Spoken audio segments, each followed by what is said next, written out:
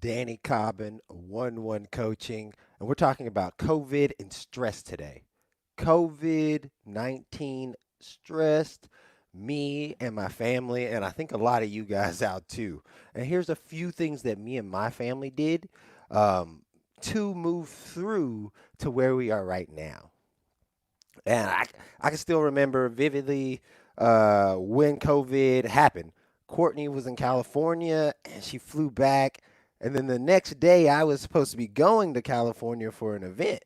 And they were like, hey, probably shouldn't be going down there. Probably shouldn't be flying. And she was like, I just came back from California. Everything seems to be really good. Well, it's over the next couple weeks where they just start shutting everything down. Like you can't go to work, can't go to restaurants. You couldn't even go, I mean, you couldn't go anywhere really. I remember talking to a friend in a different country and he was like, 3 months in, he's like, this is the first time we went out. Back to what happened with me and my family. We were sitting at home and she needed to work from home and I had been working at home with the babies. So now everybody is thrust at the house at the exact same time. And the first thing that happens is she's stressed out. I don't know how I'm supposed to work with the babies. I don't have a desk. I don't have a place to sit. I just don't know how I'm supposed to do this for 8 hours. And I'm sure a lot of us can relate to that.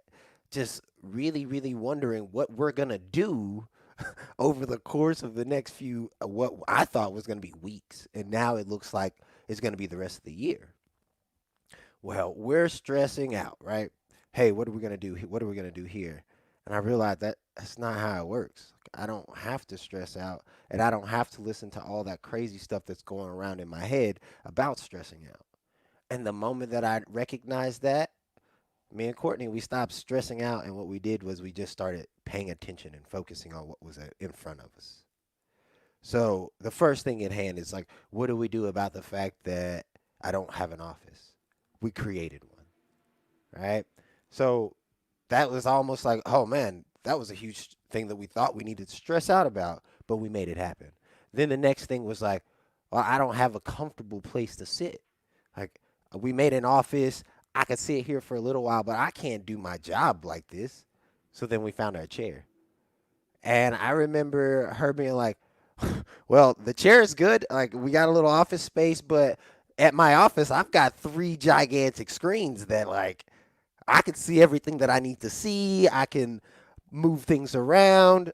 And I remember trying to use our TV as a monitor and plugging it in and her being like, "Oh, that's exactly what I need." And then the next day realizing, "Oh, my neck hurts because I'm staring up at this TV." Well, we get that figured out, and then something else shows up. We're like, "Hey, well, now that I've got this comfortable place to be, I've got my screens right. I can work. I can produce, and I can finally do some things. I really don't get any time to do anything because the babies are knocking on my door." But that stress wasn't the first stress that we needed to figure out. It wasn't, hey, the babies are causing a lot of tension, a lot of craziness right now. So how am I supposed to work with all this noise? It was, I don't know how to work. Then once I got a way to work, it was a progress. It was progression. Every day was something new, and we just showed up to what was there. Here was what's interesting. We started talking about the babies being at the door, and then we started going for more walks. We started going to the park. We started coming out for 10 minutes an hour so that we could figure out, hey, is this that little piece that we need to make this all work? And I'm gonna be honest with you, today we still don't have it all figured out. We don't, it's not the perfect situation by any means. I don't get to work as much as I would like to work. She gets to work, but it may or may not be as focused as what she wants to.